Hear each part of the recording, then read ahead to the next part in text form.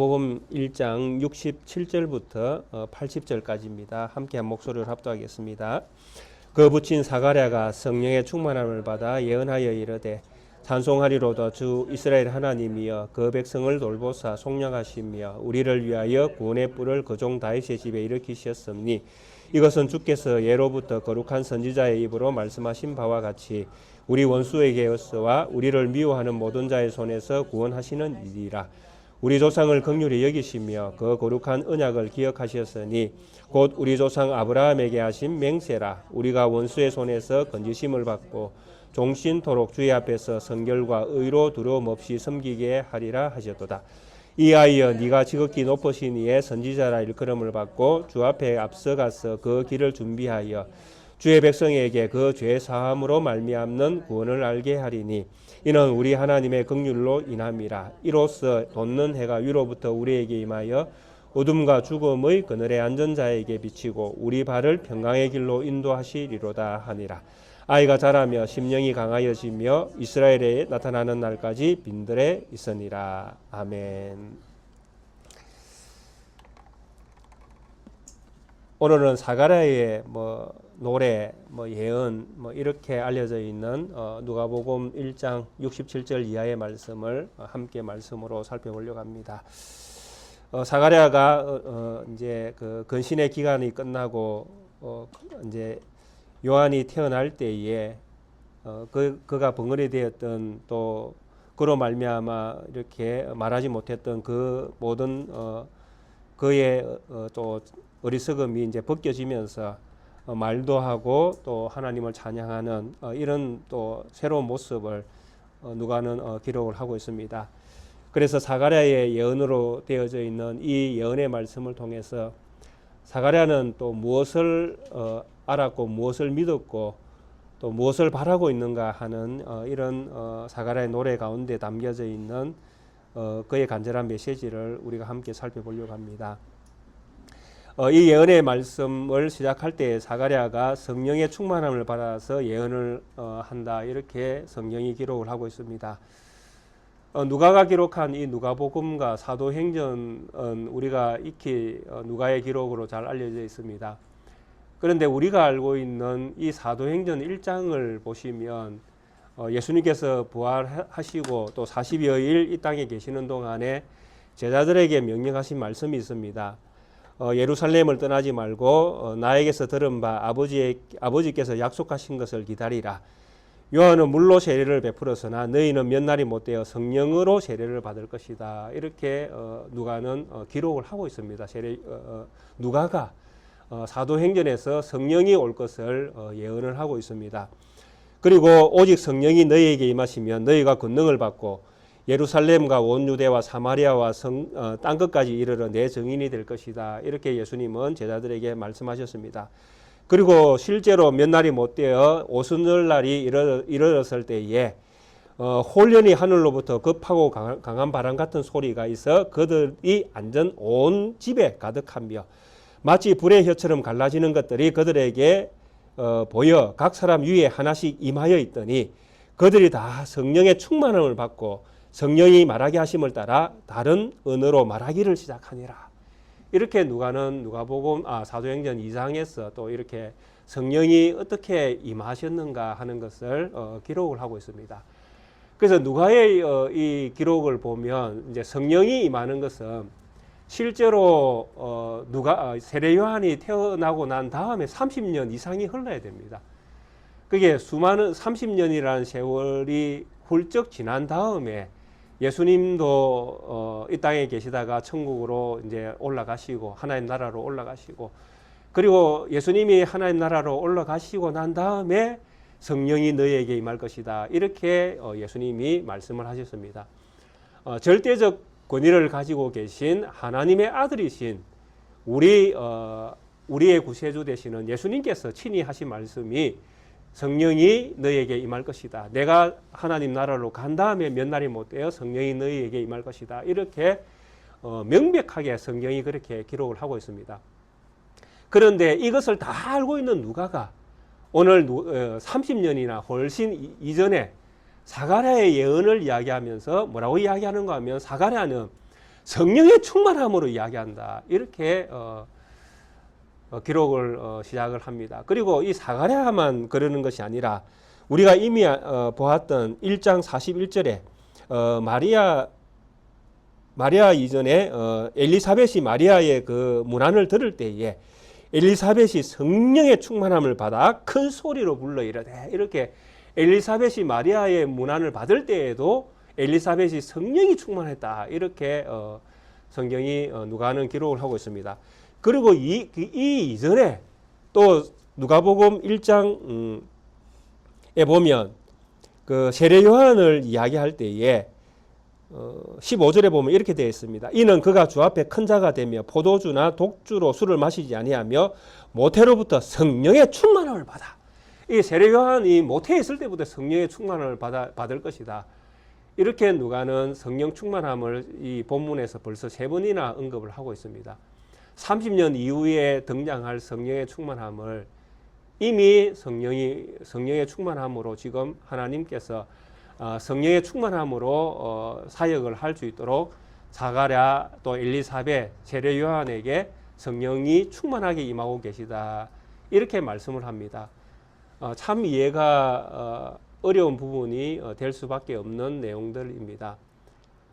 그래서 지금의 성령 충만함은 무엇이고 30년 뒤에 오시게 되어지는 성령의 충만함은 뭐 다른 것인가?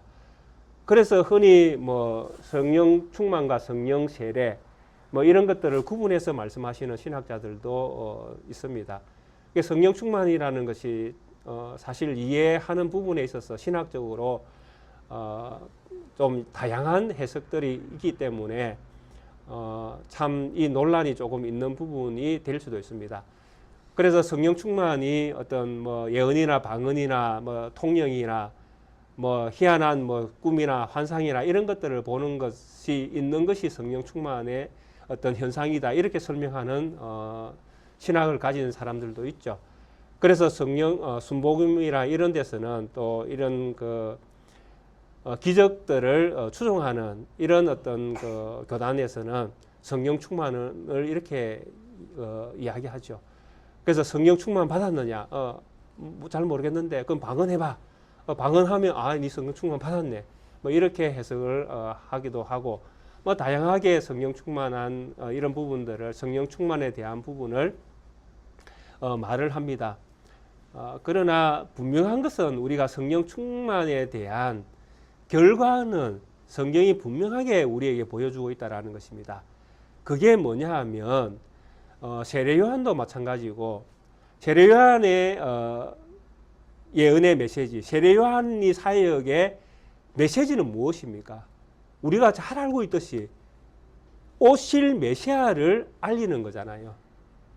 오실 메시아가 누구인지를 또 그분이 무슨 일을 할 것인지를 그분으로 인하여 그분의 백성이 되는 자에게 미치는 하나님의 은혜가 얼마나 놀랍고 신비로운가를 미리 보여주는 사람이 세례 요한이잖아요. 그러니까 세례 요한의 성령 충만의 결과는 예수님을 드러내는 것입니다. 철저하게 예수님을 드러내는 것. 예수님이 누구신가? 그분이 무슨 일을 하실 것인가? 그분이 그 일을 함으로 말미암아 그 백성에게 어떤 일이 일어날 것인가? 명확하죠, 내용이. 성령 충만한 내용이 명확하게 그 사람의 어떤 그 사역의 방향을 또 그 사람의 입술의 메시지를 너무나 분명하게 드러내 줍니다. 엘리사벳 성령의 충만함을 받았습니다. 그가 꿈을 꿨습니까? 환상을 보았습니까? 뭘 했습니까? 마리아가 누구인가를, 마리아의 뱃속에 들어있는 아이가 누구인가를 분명히 바라보는 눈이 열리는 거잖아요. 그래서 엘리사벳은 누구를 찬양합니까? 아이를 찬양하는 거잖아요. 메시아니까. 마리아의 뱃속에 있는 아이가 그냥 뭐 어머니들이 낳는 자녀가 아니라 하나님의 아들이잖아요. 그들의 구원자잖아요. 그래서 그 구원자를 바라보면서 찬양을 하지 않습니까? 그 아이를 뵌 엄마가 복이 있다. 정말 복이 있죠. 하나님의 구원자를 가장 먼저 만난 여인이잖아요. 하나님의 구원을 가장 먼저 맛본 여인이 마리아잖아요. 그 사람처럼 복 있는 사람이 어디 있습니까? 세례 요한을 가장 큰 선지자라고 이야기하는 것도 가장 먼저 예수님을 바라보면서 소개하는 자이기 때문에 선지자 중에서 가장 큰 선지자가 세례요한이라고 이야기하는 것입니다. 그러니까 모든 그 중심이 누구냐 하면 예수 그리스도입니다. 모든 중심이 그분을 기준으로 해서 복 있는 사람들이 결정이 되는 것입니다. 큰 사람이 결정이 되는 것이고. 그래서 성령 충만함의 결과는 너무나 명확합니다. 사도행전은 어떻습니까? 성령 충만함을 받아서 거기에 모여있던 사람들에게 성령 충만함이 일어나니 그 사람들이 각기 자기가 살고 있는 지역의 언어로 말을 다 하는 거예요. 아시아, 한국 사람이 한국말로 하나님이 하신 일을 한국말로 막 이야기하고, 일본 사람이면 일본 언어로, 자기 나라의 언어로 하나님이 하신 큰 일을, 구원을 이야기하죠. 구원을 이야기하고. 그러니까 종족은 다르고 언어는 달라도 내용은 똑같다라는 것입니다. 그 내용이 하나님이 하신 일, 구원, 예수 그리스도를 통해서 어떤 일을 하셨는가를 그들의 언어로 이야기하더라. 이게 내용의 결과입니다. 결과는 너무나 명확한 거예요. 성령 충만함의 결과는 무엇이다? 하나님이 하신 큰 일을 바르게 믿고 바르게 찬양한다라는 것이죠. 이게 성령 충만함의 결과입니다. 그러니까 사도행전의 성령 충만함은 약속을 따라 오시게 되겠죠. 그러나 그분이 오시기 전에도 하나님으로 말미암아 충만함을 받는 그 백성들은 똑같은 것들을 보고 똑같은 것들을 고백한다라는 것이죠. 이게 성령 충만함의 결과이며 성령 충만함의 내용이고 또 성령 충만함이 무엇인가를 우리에게 보여주는 명확한 증거가 되는 것입니다. 그래서 성령은 분명합니다. 약속을 따라 성령 충만함이 사도행전에서 일어나게끔 되어 있습니다. 그러나 이 성령 충만함의 결과가 먼저 믿는 사람들에게도 분명히 보여진다라는 것입니다. 그래서 성령 충만함은 구약 때에는 자기 백성들을 부르신 하나님의 어떤 특별한 은혜로 말미암아 불러주신 자들에게 성령 충만함이 간헐적으로 일어날 수밖에 없는 상황. 그러니까 성령 충만함의 결과는 구약이나 신약이나 똑같은데 불러지는 그 숫자는 구약에서는 간헐적으로 각 개인에게 임했다면 신약에서는 모든 믿는 자에게 임한다는 이 차이라는 것이죠. 그래서 사도행전이 말하는 성령 충만함은 모든 믿는 자에게 성령이 충만하게 임한다는 것이고, 구약은 불러주신 각 개인에게 성령 충만함이 임한다는 것이고, 그러나 내용은 똑같다라는 것. 이런 차이가 있다라는 것이죠. 그래서 사도행전에 성령 충만함이 있는데 왜 누가는 잘 몰라서 앞에 미리 기록을 했느냐? 아닙니다. 누가는 너무나 잘 알고 있죠. 성령 충만함의 결과가 무엇인지를 너무나 잘 알고 있기 때문에 지금 그 노래를 부르고 있는 이 사람들도 결국에는 성령 충만함의 결과로서 이 사람들은 이런 노래를 불렀다라고 누가는 이해를 하고 있는 것입니다. 그래서 사가랴의 이 예언도 결국에는 자기의 말이 아니죠. 하나님께서 그에게 믿음을 주시고 이 마지막 시대 때에 의롭다고 인정받은 사람이 사가랴 아닙니까?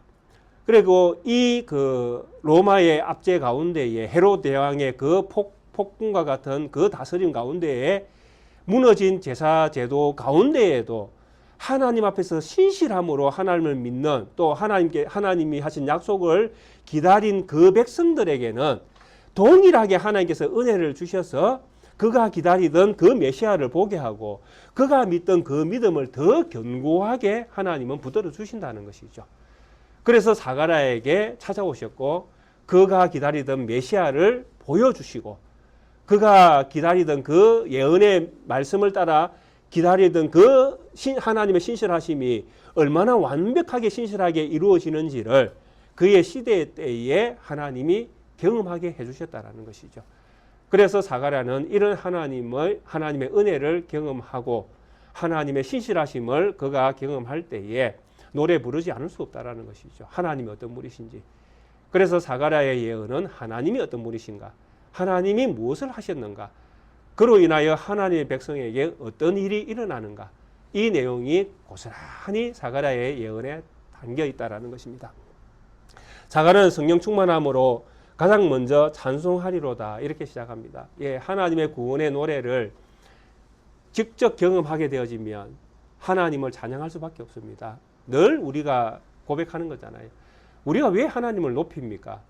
죽었던 저희들을 생명으로 불러주신 은혜를 우리가 기억하며 찬양하는 거 아닙니까? 가장 우리의 찬양하는 우리의 가장 기본적인 신앙은 여기에서부터 출발하지 않습니까? 그래서 사가랴의 노래도 이렇게 시작되는 것입니다.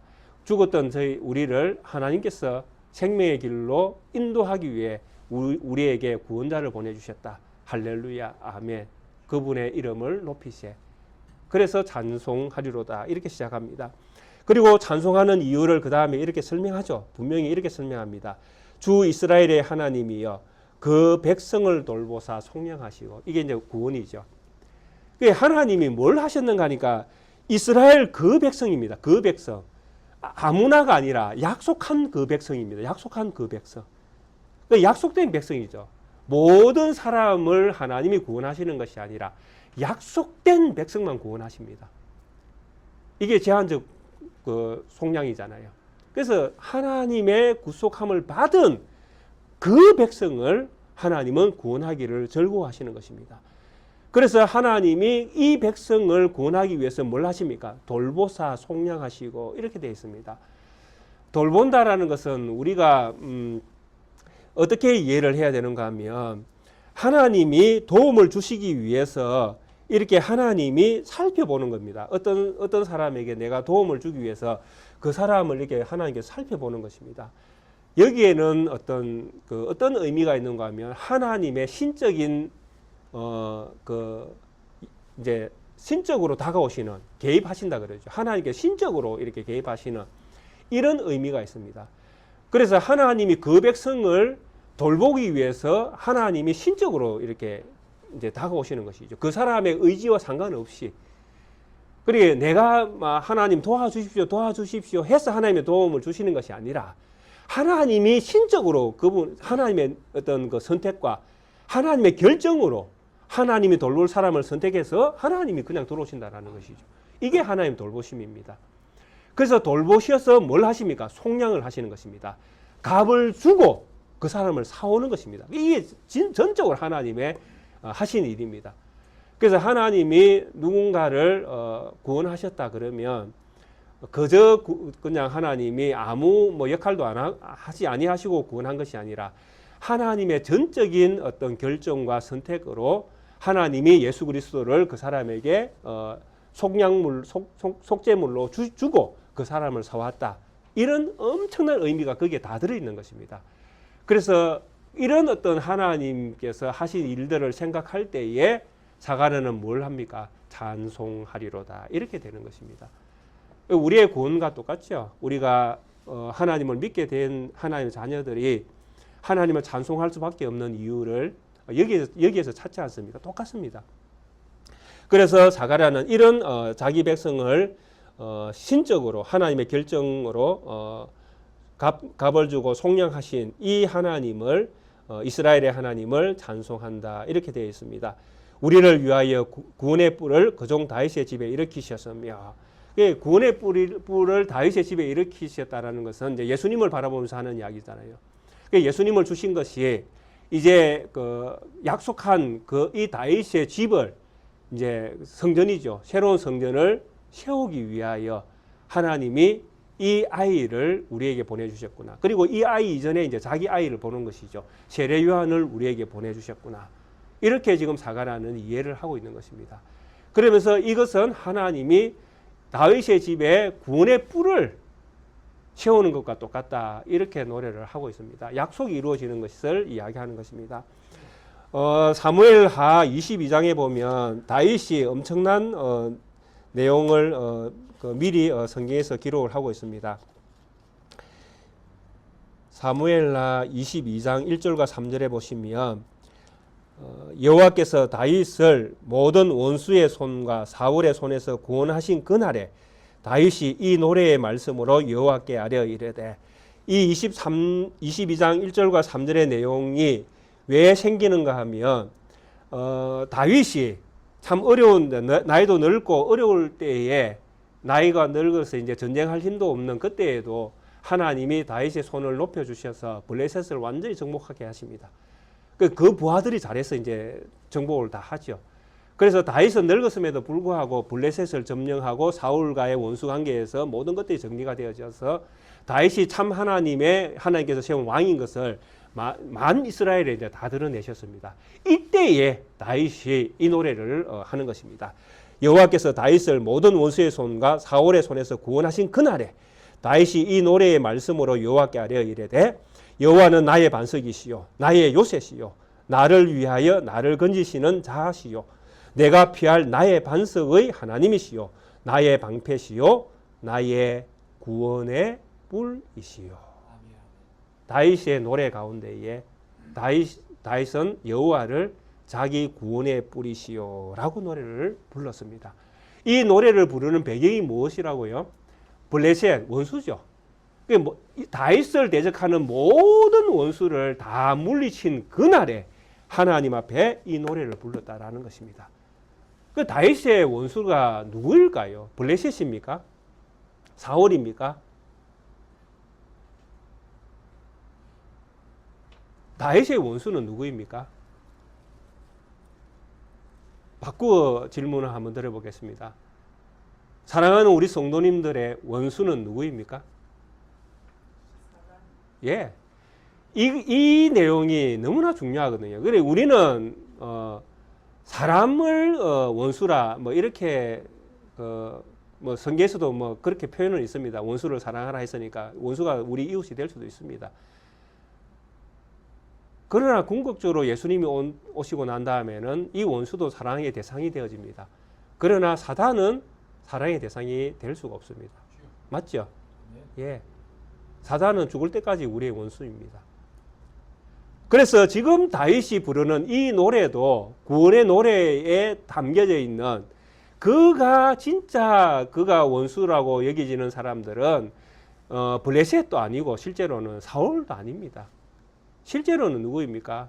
그를 하나님으로부터 멀어지게 하는 죄악이죠. 그래서 이런 부분들을 우리가 성경을 통해서 보아야 됩니다. 오늘 이 사가랴의 노래에서도 마찬가지입니다. 우리를 위하여 구원의 뿔을 그종 다윗의 집에서 일으키셨다. 하나님이 무엇을? 구원의 뿔을 일으키신 것입니다. 그러니까 구원의 능력을 다윗의 집에 일으키시는데 이 다윗의 집을 일으키시는 이 하나님의 모든 능력이 어디서 나옵니까? 세례 요한을 보내사 정언하게 하신 예수 그리스도에게서 모든 구원의 능력이 나온다라고 지금 이 이야기를 하고 있는 것입니다. 그래서 이 구원의 능력을 가지신 예수 그리스도를 우리가 바라볼 때에 그분의 구원의 능력은 어디로부터의 구원입니까? 바로 우리의 영원한 대적, 죄와 사망의 권세로부터 우리를 구원하는 능력이다. 이렇게 우리가 이해를 할 수밖에 없습니다. 그래서 그종 다윗의 집에 일으키셨으며 이것은 주께서 예로부터 거룩한 선지자의 입으로 말씀하신 바와 같이 이 모든 내용은 이미 성경에서 선지자를 통해서 다 예언됐단 말씀이라고 이야기합니다. 우리 원수에게서와 우리를 미워하는 모든 자의 손에서 구원하시는 일이라. 여기에서 제가 말씀드렸던 원수는 우리의 대적은 무엇이라고요? 예, 사단과 그 수계, 귀신, 뭐 이런 것들이죠. 이런 죄와 사망으로 우리를 이끄는 이 모든 것들이 우리의 원수고 우리가 미워하는 모든 우리의 대적입니다. 여기에서부터 하나님은 우리를 구원하는 일을 하셨다라는 것입니다. 이것은 이미 예로부터 거룩한 선지자의 입으로 말씀하신 그 말씀이다. 이렇게 이야기합니다. 그래서 22절에 우리 조상을 긍휼히 여기시며 그 거룩한 언약을 기억하셨으며 이 구원을 늘 그 조상들에게도 말씀하셨고 그들과도 언약을 맺으셨는데 곧 우리 조상 아브라함에게 하신 맹세라. 아브라함에게는 맹세까지 하시면서 하나님이 이 언약을 말씀하셨다라고 이야기하는 것입니다. 그래서 아브라함도 궁극적으로 아브라함의 원수는 그 당시에 뭐 애굽도 아니고 뭐 그를 뭐 괴롭히는 뭐 이웃 뭐 살렘 왕 뭐 이런 왕들도 아니고요. 궁극적으로는 우리의 대적인 사단과 마귀였다라는 것이죠. 이것을 아브라함에게도 이야기했다. 진짜냐? 예, 진짜입니다. 그게 여기에서도 우리에게 간접적으로 보여주는데요. 궁극적으로 나중에도 나오겠지만은 곧 우리 조상 아브라함에게 하신 맹세라. 우리가 원수의 손에서 건지심을 받고 종신토록 주의 앞에서 성결과 의로 두려움 없이 섬기게 하리라 하셨도다. 그래서 이렇게 구원하신 맹세로 결국 우리에게 무엇을 원하셨습니까? 하나님은 성결과 의로 두려움 없이 섬기는 삶을 살도록 하나님은 우리를 원수의 손에서 건져내셨다. 이렇게 이야기하는 것입니다. 이것이 누구에게 이미 말씀되어졌다? 거룩한 선지자와 아브라함에게 맹세로 하신 맹세가 바로 이 내용이다 라고 이야기합니다. 창세기 18장에 보시면 우리가 이제 이 내용을 우리가 충분히 이해할 수 있게끔 되어집니다. 창세기 18장 18절과 19절에 보시면 하나님께서 아브라함에게 어떤 약속을 하고 있었는가, 어떤 약속을 아브라함에게 하셨는가 내용이 잘 나와 있습니다. 하나님께서 이제 소돔으로 이제 이렇게 가면서 천사 세 사람이 아브라함을 방문해서 소돔을 가기 전에 아브라함을 먼저 방문합니다. 그러면서 천사가 아브라함의 그 한대를 받고 아브라함에게 이제 일려주죠. 하나님께서 하실 일을.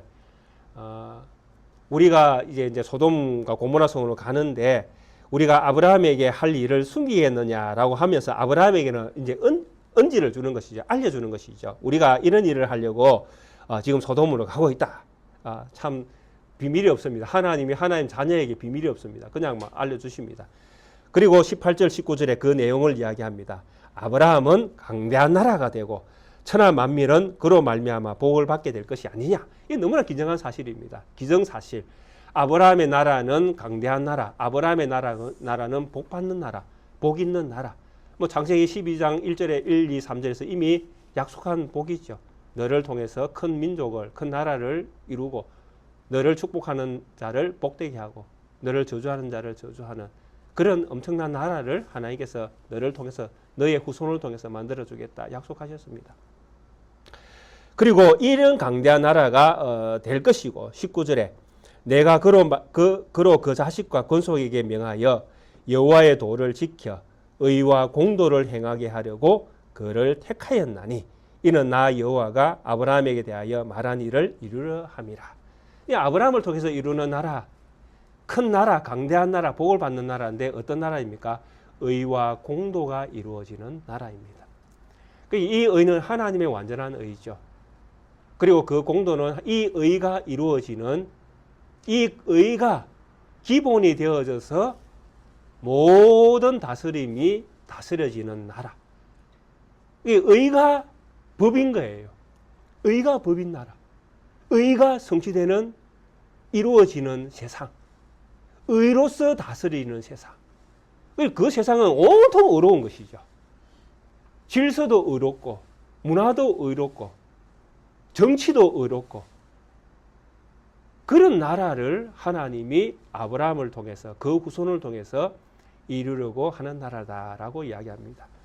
오늘 누가복음에서 누가가 이 이야기를 지금 하고 있는 것이죠. 아브라함에게 하신 약속을 맹세를 그 맹세가 무엇인가? 종신토록. 이 종신토록이라는 것은 살아있는 이제 인간을 한계를 가지고 이야기하기 때문에 그 한계를 가지고 이야기하면 우리의 모든 날을 이야기합니다. 종신이라는 것은 우리들의 모든 날.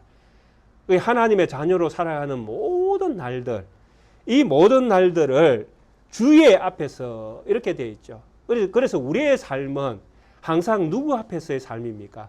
하나님 앞에서의 삶입니다. 코람데오. 하나님 앞에서. 이 하나님 앞에서라는 이 언어가 어디에서 왔는가 하면 제사제도에서 온 언어입니다. 제사제도에서. 제사장들이 항상 누구 앞에서 섬깁니까? 하나님 앞에서 섬기는 것입니다. 왜? 그 안에, 그 지성소 안에 하나님이 계시잖아요. 그 하나님 앞에서 그들의 모든 제사는 하나님께 드려지는 제물을 가지고 하나님께로 나아가고 그분이 받으시도록 그분이 정한 법대로 그분을 섬기는 것입니다. 이것이 주의 앞에서라는 말의 그 의원입니다. 이게 하나님 앞에서 제사를 드렸던 그 모든 상황들을 다 담아서 지금 종신토록 우리는 주의 앞에서 주님을 섬기는 모습으로 하나님 앞에 드려진 자처럼 모든 의식들이 주님 앞에서의 삶이 되어야 된다는 것이죠. 그런데 이런 삶이 무엇입니까? 주의 앞에서 성결과 의로 두려움 없이 섬기게 하리라. 우리의 섬김이 무엇인가 하는 것을 분명히 드러내죠. 우리가 하나님을 섬기는 섬김의 그 원리는 우리가 성결과 의입니다. 이게 하나님이 우리를 이런 나라의 백성으로, 이런 나라의 다스림을 받는 백성으로 하나님이 우리를 불러주셨다라는 것입니다. 그것이 죄에서 우리를 구속하신 하나님의 구원의 능력입니다. 그래서 구원의 능력이라는 것은 어떤 보이는 능력들이 아니라 실제로는 보이지 않는 능력이 있죠. 하나님께서 우리에게 주신 능력은요. 죄라는 이 영역이 우리 눈에 보이지 않지 않습니까? 사탄 마귀가 우리 눈에 보이지 않지 않습니까? 이런 권세 안에 있던 저희들을 하나님이 하나님의 자녀로 불러서 이제 하나님이라는 보이지 않는 하나님입니다. 하나님도 보이지 않습니다. 보이지 않는 하나님 앞에서 하나님께 드려진 자처럼 섬기도록 그 일생을 그 섬김의 목적에 부합되도록 하나님이 그 사람을 불렀는데 그 사람의 삶의 기본이 무엇이냐면 성결과 의다 이렇게 이야기하는 것입니다. 그래서 우리가 성경에서 이런 말씀들을 잘 이해하며 무엇을 먹을까, 무엇을 입을까, 무엇을 마실까 염려하지 말라는 것이 명확해집니다. 우리의 부르심이 이런 것들을 충족시키기 위해서 하나님이 우리를 부르신 것이 아닙니다. 너무나 명백하게 하나님이 우리를 부르신 것은 성결한 삶을 위해서, 의로운 삶을 위해서 하나님이 우리를 불러주셨다는 것입니다. 이 믿음이 있으면 무엇을 먹을까, 무엇을 입을까, 무엇을 마실까 염려하지 않아도 된다는 것입니다.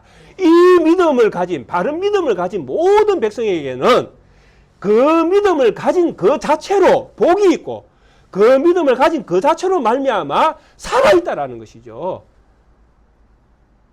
이 믿음으로 사는 것이지 뭔가 육신의 배고픔을 채우는 의식주로 인하여 우리가 사는 것이 아니다라고 성경은 우리에게 말씀을 한다라는 것이죠. 그래서 참 삶이라는 것은 우리가 하나님 앞에서 믿음을 지켜 살아가는 그것이 참 삶이지 그것을 벗어난 삶이 참이 될 수가 없다라는 것입니다. 참은 진리는 하나밖에 없습니다. 오직 예수 그리스도. 그래서 예수 그리스도 안에 있는 우리가 참이고 예수 그리스도의 믿음을 가진 우리가 참이고 그 믿음으로 행하는 우리의 삶이 참이 되는 것입니다. 인정함을 받는 것이죠. 그래서 마지막에는 하나님께서 우리를 잘했다 칭찬할 수밖에 없죠. 왜? 그것이 참이기 때문에 그렇습니다. 이것을 위해서 하나님이 지금 일을 하고 계시다. 이 놀라운 사역을 하나님이 지금 하고 계시다. 그리고 이것을 하고 계시는 것을 미리 보여주는 것이 내 아들 세례 요한의 탄생이다. 그리고 마리아의 잉태다. 이것이 정말 하나님이 얼마나 신실하게 지금 일하고 계시는가를 우리에게 말씀하고 있는 증거다. 이렇게 사가라는 이야기를 하고 있습니다. 사랑하는 우리 성도님들, 참 이 세상에서 우리가 어떻게 살아가야 할 것인가, 우리가 어떻게 살 것인가 하는 것을 75절에서 명확하게 말씀합니다. 종신토록 주의 앞에서 성결과 의로 두려움 없이 섬기게 하리라. 두려움이라는 것은 우리가 하나님을 떠날 때 생기는 것입니다. 진짜 하나님의 백성이면 우리가 하나님의 의와 성결로부터 멀어질 때 우리의 심령 가운데 두려움이 생기게 되어집니다. 그런데 우리가 하나님 안에 있으면요, 의와 성결한 믿음을 가지고 우리가 하나님을 종신토록 섬기는 삶을 살아갈 때에는 우리 가운데에 두려움이 없습니다. 오히려 우리 가운데 무엇이 찾아옵니까? 평안이 찾아오죠. 예. 이것이 세상이 주는 것이 하나님께서 주는 것과 세상이 주는 것이 다르다라고 표현하는 진짜 이유가 여기에 있는 것입니다. 하나님이 우리에게 주시는 것은 평안입니다. 왜? 우리가 의와 성결한 믿음을 가지고 있기 때문에 그렇습니다. 그 원천이 예수 그리스도이기 때문에 그렇습니다. 그분이 원수를 이겼기 때문에 그렇습니다. 그래서 너희에게 세상이 주지 못하는 평안을 너희에게 주노라, 이렇게 우리 예수님께서 말씀을 하셨던 것입니다. 성결과 의로 두려움 없이 하나님을 섬기도록 하나님은 우리를 부르셨습니다. 그리고 사가랴는 이제 그 자기의 아이를 이야기합니다. 이 아이여, 네가 지극히 높으신 이의 선지자라 일컬음을 받고, 세례요한이죠. 주 앞에 앞서가서 그 길을 준비하여 주의 백성에게 그 죄 사함을 말미암는 구원을 알게 하리라.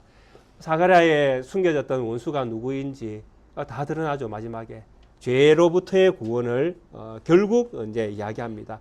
주의 백성에게 그 죄 사함으로 말미암는 구원을 알게 하리니 이는 우리 하나님의 긍휼로 인함이라.